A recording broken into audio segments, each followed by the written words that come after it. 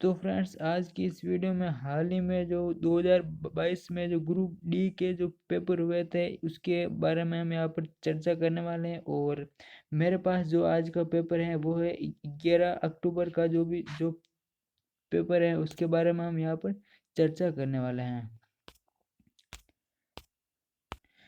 तो आप यहाँ पर देख सकते हैं यहाँ पर जो पहला क्वेश्चन है। और तो वैसे मैं आपको बता दूं जो आज की इस पेपर में जो जीके और साइंस के जो पेपर है उसी के बारे में हम यहाँ पर चर्चा करने वाले हैं। तो जो रीजनिंग और मैथ के जो भी प्रश्न है वो उसका सॉल्यूशन हम किसी अलग वीडियो के अंदर करेंगे। फिलहाल इस वीडियो में हम जो भी जीके और साइंस के का ही सॉल्यूशन करने वाला है। इसके अलावा आपको जो भी रीजनिंग और मैथ का जो क्वेश्चन आए हुए हैं उसको हम यहाँ पर दिखाते चलेंगे।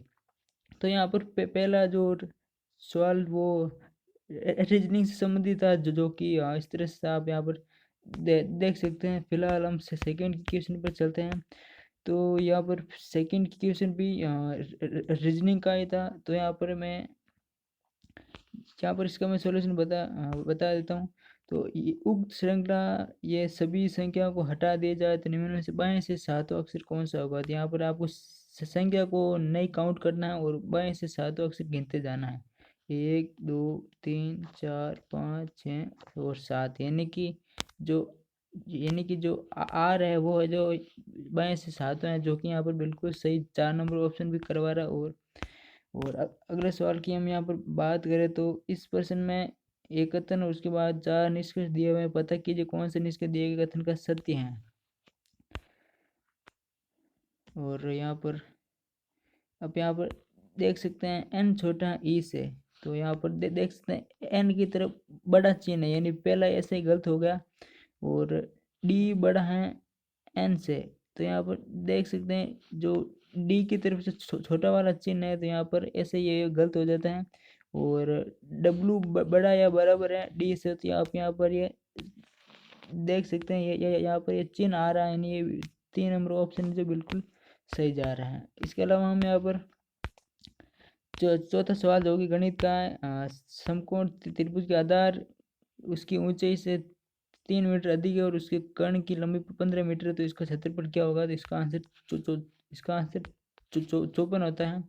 और इसके अलावा हम अगले सवाल पांचवें सवाल की बात करते हैं। यहाँ पर रीजनिंग से संबंधित जो भी सारणी जो भी यहाँ पर सही सेट करना होता है उसके आधार पर ये सवाल है।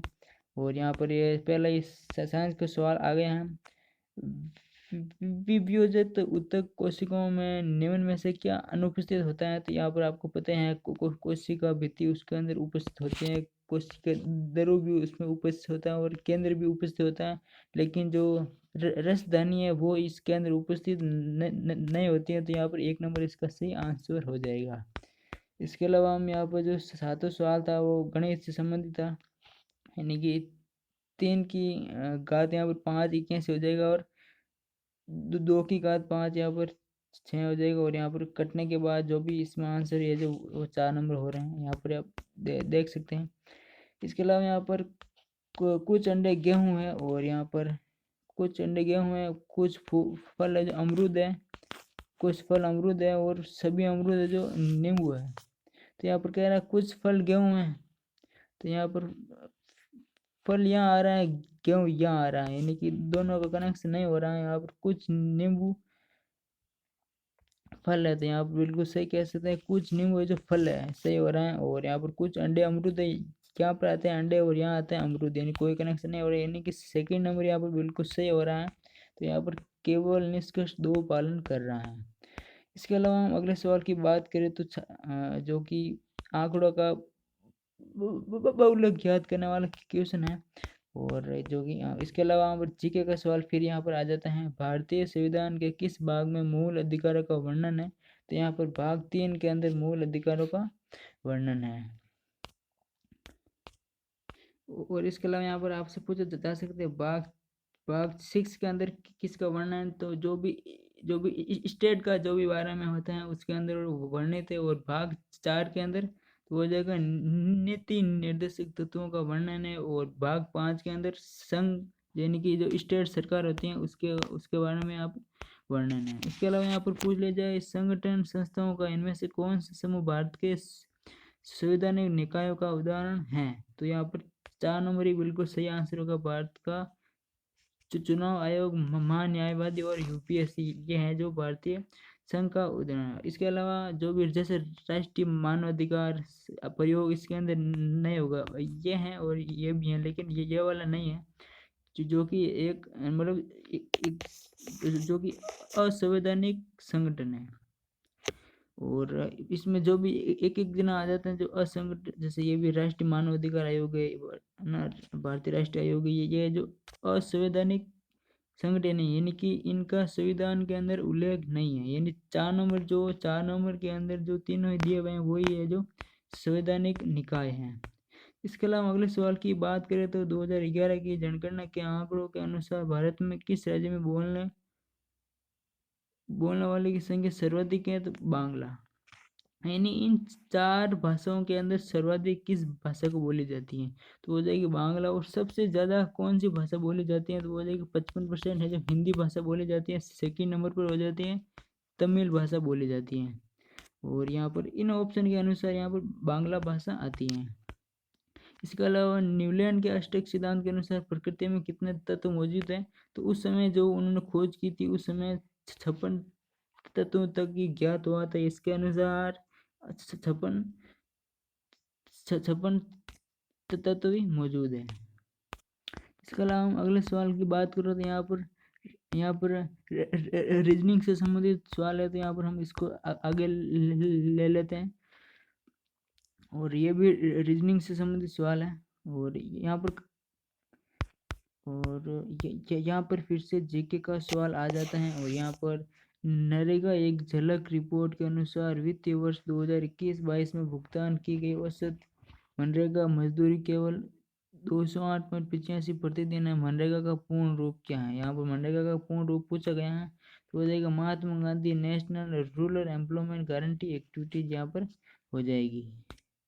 इसके अलावा हम अगले सवाल की यहाँ पर बात करें तो यहाँ पर फिर से जीके का सवाल, साइंस का सवाल आ जाता है।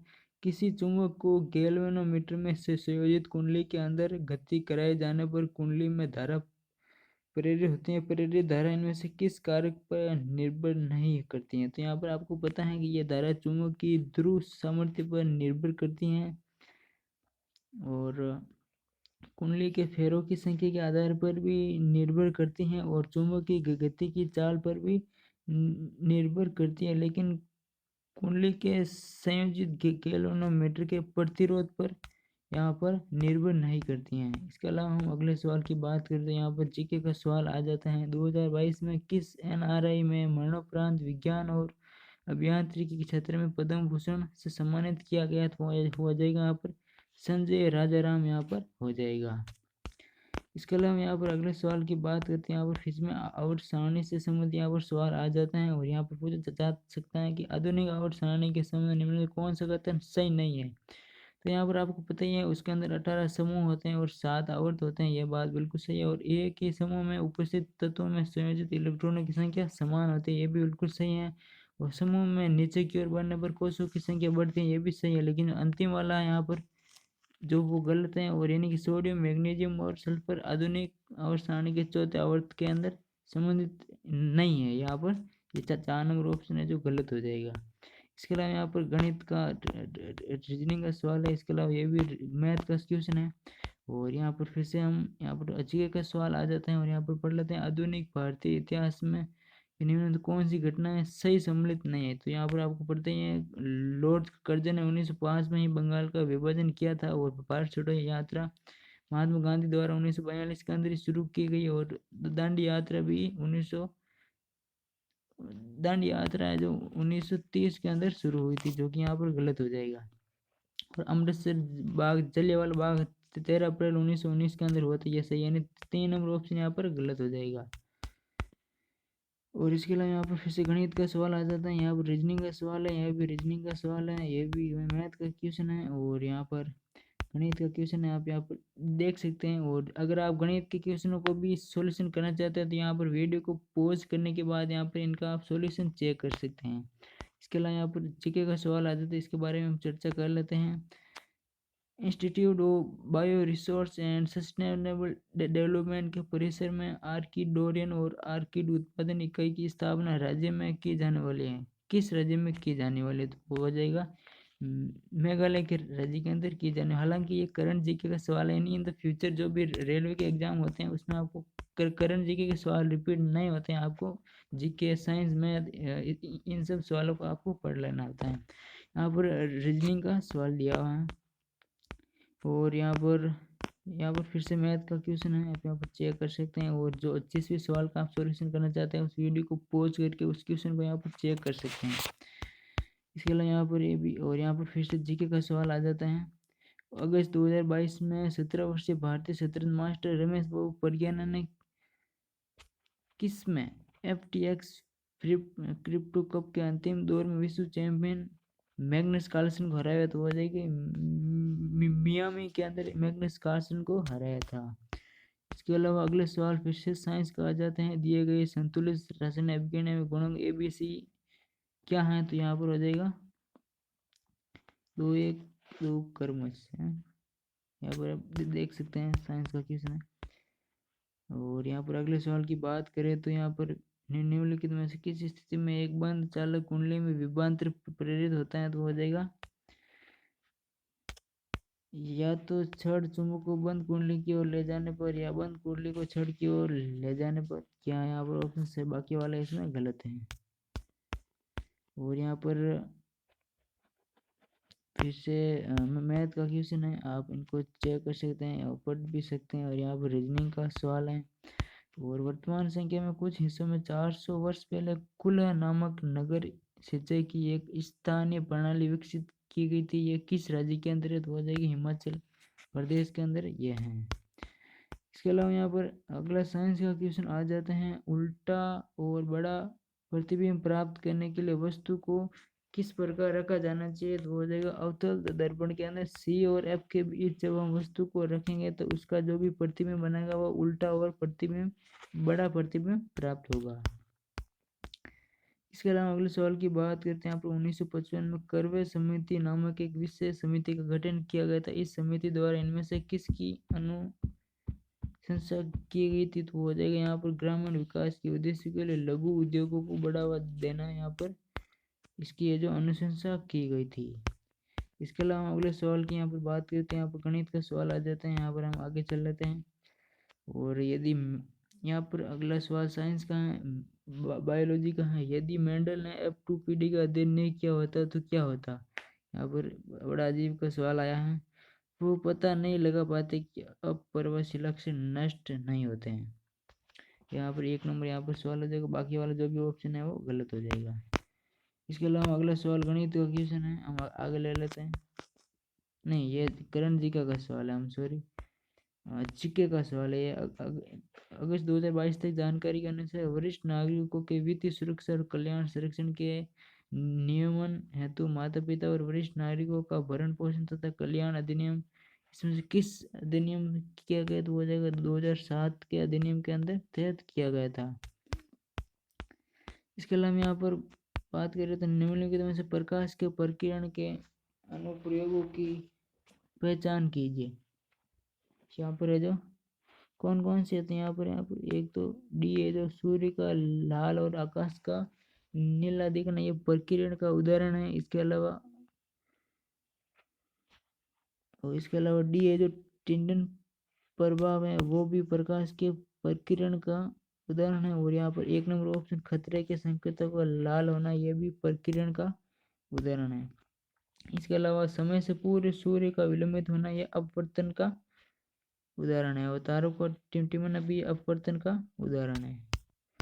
इसके अलावा हम अगले सवाल की बात करते हैं। यहाँ पर साइंस का सवाल आ जाते हैं। श्रेणी में संयोजित 3 प्रतिरोधों R1, R2, R3 के टर्मिनलों पर वोल्टेज क्रम से V1, V2, V3 है। यदि I उनमें से एक होकर प्रवाहित होने वाली निवल धारा को निरूपित करता है तो उनकी निवल वोल्टेज कितनी होगी? तो यहाँ पर यह हो जाएगा 2 नंबर ऑप्शन हो जाएगा V बराबर V1 प्लस V2 V, यानी कि सभी वोल्टेज को यहाँ पर जोड़ लेने के बाद हमें जो निवल वोल्टेज प्राप्त हो जाएगी। इसके अलावा अगले सवाल की बात करें जो कि यहाँ पर फिर से साइंस का सवाल आ जाता है, और इसमें यहाँ पर पूछा गया है प्राकृतिक गैस का जलना निम्न में से कौन सी अभिक्रिया, तो यहाँ पर हो जाएगा उष्मा सेपी अभिक्रिया है। इसके अलावा अगले सवाल की बात करें तो जीव विज्ञान से संबंधित सवाल है, और यह है इनमें से कौन सी वाहिका रक्त को हृदय से फेफड़ों के अलावा शरीर के विभिन्न अंगों तक ले जाती है, तो हो जाएगी महाधमनी का ये कार्य होता है। इसके अलावा अगले सवाल की बात करें तो यहाँ पर रीजनिंग का सवाल यहाँ पर आ जाता है, और यहाँ पर निम्नलिखित में कौन सा सही सम्मिलित नहीं है, तो आपको पता है भारतीय चंदन दक्कन के पठार के पर्वतपाती वन है, जो कि बिल्कुल सही है, और यहाँ पर ये चंदन कर्नाटक के अंदर सब सर्वाधिक पाए जाते हैं। और इसके अलावा अजीर फाइकस जो कि मालाबार तटीय केरला के साइड में वो बहुत अधिक पाया जाता है, ये भी सही है। चीड़ हिमालयी उष्णकटिबंधीय वन है, यह भी बिल्कुल सही है, लेकिन जो नीम वाला पूछे हैं अल्पाई क्षेत्र है, नहीं, यहाँ पर यह गलत हो जाएगा। इसके अलावा यहाँ पर अगला यहाँ पर गणित का सवाल है, चक्र नहीं जो भी लाभ आने से संबंधित सवाल है। इसके अलावा अगले सवाल की बात करें यहाँ पर फिर से जीके का सवाल आ जाता है, उसमें पूछा गया है निम्न में से कौन सा भारत में सूक्ष्म वित्त संस्थाओं द्वारा गठित समूह में से एक नहीं है, तो हो जाएगा शहरी मॉडल बैंक। और बाकी वाला जो भी है ग्रामीण मॉडल बैंक है, संयुक्त देयता समूह है, स्वयं सहायता समूह है, ये सभी ये जो सूक्ष्म वित्त संस्थाओं के अंदर आता है। इसके अलावा अगले सवाल की बात करते हैं, यहाँ पर फिर से रीजनिंग का सवाल आ जाता है, और इसके अलावा में यहाँ पर फिर से गणित का सवाल आता है। लेंस की क्षमता का ऐसे मात्रक क्या है, तो आपको पता ही है डायोप्टर है जो लेंस की क्षमता का ऐसे मात्रक है। लंबाई का मात्रक यहाँ पर मीटर हो जाएगा। और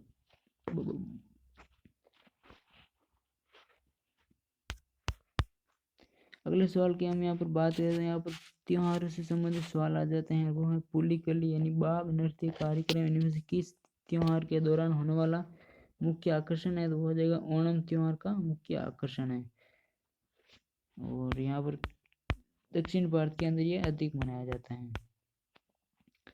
इसके अलावा अगले सवाल की बात करें तो विष्णु के आणविक गति संजीव गुण के संबंध में कौन सा कथन सही है, तो यहाँ पर सेकेंड नंबर वाला जो हो जाएगा वो सही है, और वो है जब तक वे किसी कोशिका को संक्रमित नहीं करते हैं तब तक वे निष्क्रिय होते हैं, यहाँ पर हो जाएगा। यानी विषाणु संबंधित जो भी गुण है उनके बारे में बताया गया। आपको पता है विषाणु जो सजीव और निर्जीव दोनों ही प्रकृति के अंदर रह सकते हैं। और अगले सवाल की यहाँ पर बात करें तो रीजनिंग से संबंधित वेन आरेख से संबंधित सवाल है, इसको आप वीडियो को पॉज करके इसका देख सकते हैं, इसका सॉल्यूशन भी कर सकते हैं। और यहाँ पर फिर से जो रीजनिंग का सवाल आ जाता है, ये सभी का स्कोर दिया हुआ है। और यहाँ पर अगले सवाल की हम बात करें तो फिर से यहाँ पर रीजनिंग का सवाल आ जाता है, इसमें जो भी क्या सीरीज चल रही है उसके आधार पर हमें रिक्त स्थानों को भरना होता है। और अगले सवाल की बात करते हैं, यहाँ पर एक फुल फॉर्म से संबंधित एक सवाल आ गया है जिससे पूछा गया है MICR की फुल फॉर्म क्या है, तो यहाँ पर 3 नंबर ऑप्शन हो जाएगी मैग्नेटिक इंक कैरेक्टर रिकॉग्नाइजेशन, ये है जो MICR की फुल फॉर्म हो जाएगी। इसके अलावा हम अगले सवाल की बात करते हैं, यहाँ पर पॉलिटिक्स से संबंधित यहाँ पर सवाल आ जाता है निम्न में से कौन सा शहरी स्थानीय निकाय प्रशासन नहीं है, तो यहाँ पर आपको पता ही है नगर निगम, नगर पालिका और नगर पंचायत, ये तीनों ही शहरी स्थानीय निकाय प्रशासन के अंदर आते हैं, लेकिन जिला पंचायत यहाँ पर शहरी स्थानीय निकाय प्रशासन के अंदर नहीं आता है। चलो हम अगले सवाल की बात करते हैं, यहाँ पर फिर से रीजनिंग से संबंधित यहाँ पर वर्णमाला से संबंधित सवाल आ जाते हैं। और इसके अलावा अगले सवाल की बात करें तो फिर से यहाँ पर पंक्ति में जो भी यहाँ बैठक सिटिंग अरेंजमेंट से संबंधित यहाँ पर ये सवाल है। आप इसे वीडियो को पॉज करके इसका सॉल्यूशन चेक कर सकते हैं और इसका सॉल्यूशन भी कर सकते हैं। इसके अलावा यहाँ पर अगला सवाल त्रिकोणमिति से आ जाता है, और यहाँ पर इसमें कोस ए और कोट ए का मान यहाँ पर हमें पूछा जाता है, और यहाँ पर इस समकोण त्रिभुज के आधार पर हमें इसका मान ज्ञात करना होता है। इसके अलावा हम अगले सवाल की यहाँ पर बात करें तो यहाँ पर रीजनिंग से संबंधित सवाल है, ये इसके अंदर अल्फ़ाबेट को जो भी सीरीज चले हमें उसके आधार पर इसमें चेक करना होता है। इसके अलावा हम अगले सवाल की बात करें तो फिर से यहाँ पर रीजनिंग का सवाल आ जाता है, जो कि अल्फ़ाबेट से संबंधित है। इसमें जो भी यहाँ पर ये कोडिंग डिकोडिंग से जो भी चल रही है उसको हमें चेक करके होना होता है। इसके अलावा यहाँ पर 66वां नंबर फिर से सवाल है जो रीजनिंग से संबंधित सवाल है, जो कि दिशा निर्देश से संबंधित सवाल है। और यहाँ पर जो भी बायां दायां जो भी हमें घुमा रहा है उसके आधार पर हमें ज्ञात करना होता है। इसके अलावा हम अगले सवाल की बात करें तो यहाँ पर साइंस से संबंधित सवाल है और इसे हम पढ़ लेते हैं। ताप दीप्ति तंतु कलब के संबंध में निम्न में से कौन सा कथन सत्य है? तो यहाँ पर 3 कथन ए बी और ई, यानी जो जो हम सत्य है वो हम पढ़ लेते हैं और जो गलत है उसे आपको याद नहीं करना है। तो यहाँ पर ए यानी तंतु टंगस्टन या नाइक्रोम का बना होता है। और इसके अलावा अगला बी, तंतु को आवर्त करने वाले कांच के आवरण में नाइट्रोजन या आर्गन जैसी अक्रिय गैस भरी होती है, ये भी बिल्कुल सही है। और आखिर में जो सबसे लास्ट वाला ई वाला है वो है तंतु हेतु प्रयुक्त पदार्थ का घनत्व उच्च होता है, ये भी यहाँ पर बिल्कुल सही सवाल है। इसके अलावा हम अगले सवाल फिर से जीव विज्ञान का सवाल आ जाता है। जैविक अपशिष्ट निपटान में सर्वोत्तम विधि कौन सी है? तो वो हो जाएगा भस्मीकरण, यहाँ पर सर्वश्रेष्ठ विधि है जिसमें सबसे कम प्रदूषण होता है।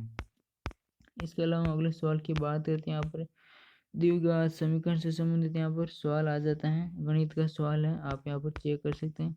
इसके अलावा अगले सवाल की बात करते हैं। यहाँ पर रीजनिंग का वेन आरेख से संबंधित सवाल है, यहाँ पर आप देख सकते हैं। इसके अलावा हम अगले सवाल की बात करें तो यहाँ पर फिर से साइंस का सवाल आ जाता है। और यहाँ पर इनमें से कौन सा लवण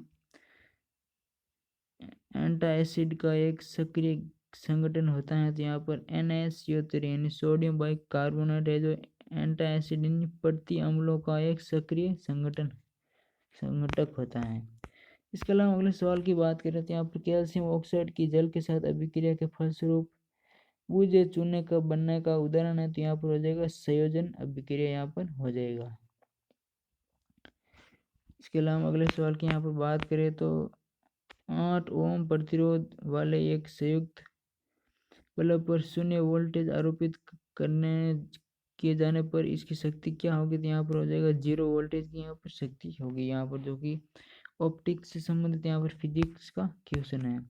इसके अलावा अगले सवाल की यहाँ पर बात करें तो यहाँ पर फिर से साइंस का क्वेश्चन आ जाता है। और यहाँ पर यह है कि इनमें से कौन सा जीवाणु जनित रोग नहीं है, यानी एड्स जो कि एक विषाणु जनित रोग है। इसके अलावा ये जो दिया हुआ है जीवाणु जनित रोग है, जैसे क्षय रोग है, सिफिलिस, ये सुजाक, ऐसे भी गोनेरिया, ऐसे भी जीवाणु से संबंधित, लेकिन एड्स है जो विषाणु से संबंधित रोग है।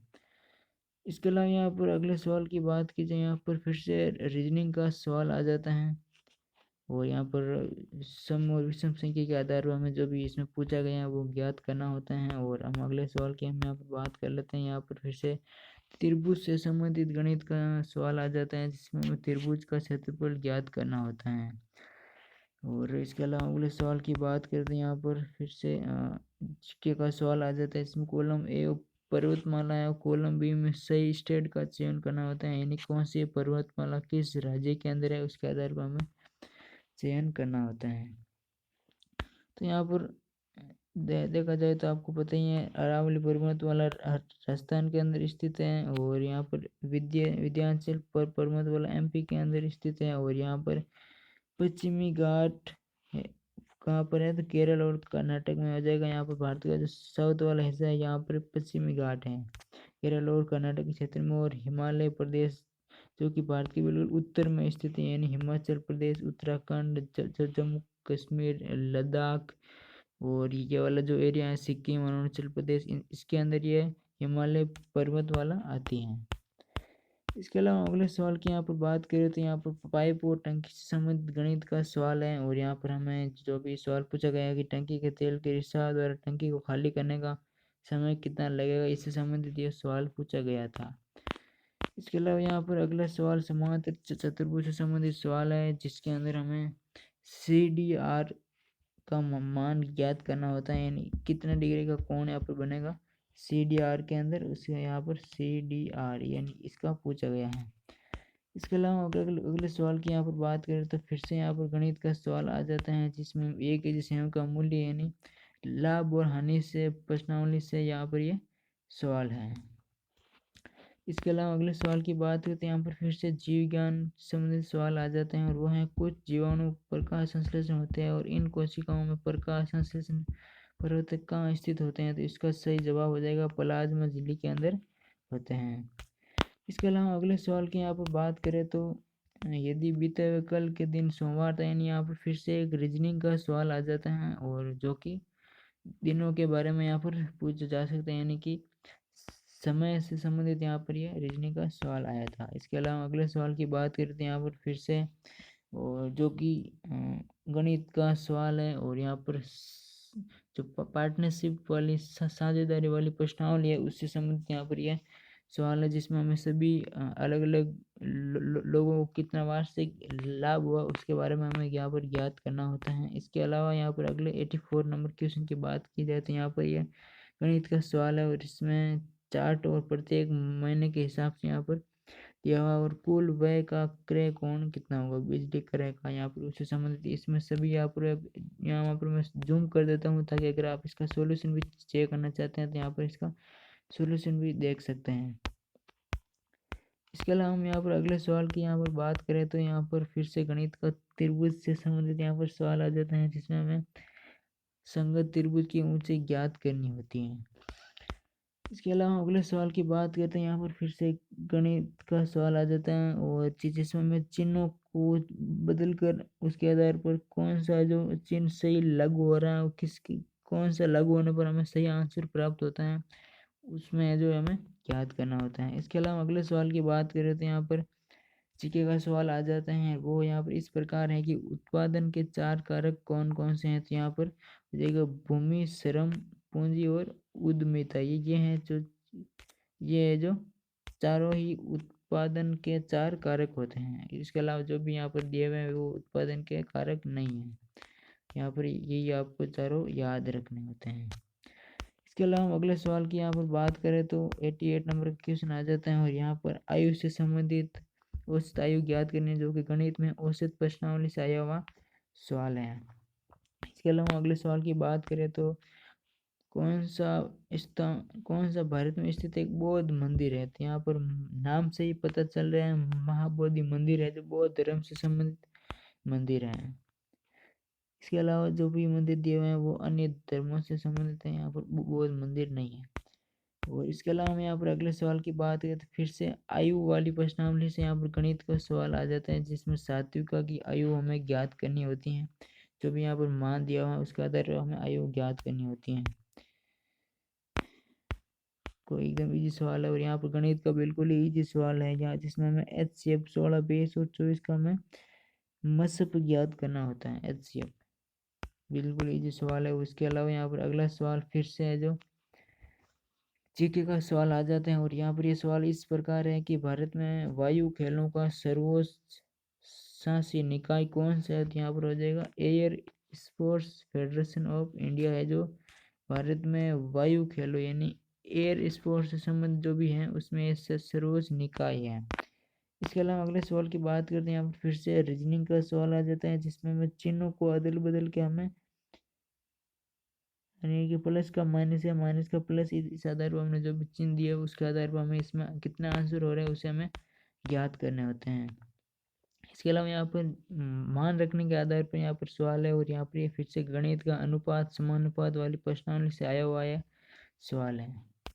इसके अलावा हम यहाँ पर अगले सवाल की बात करते हैं, यहाँ पर फिर से जो गणित का सवाल है जिसमें आयतन से संबंधित वाली प्रश्नावली से ये सवाल है। इसमें कमरे की लंबाई और चौड़ाई कुछ प्रतिशत बढ़ा आ रहा है, उसमें क्या परिवर्तन होगा वो हमें यहाँ पर बताना है।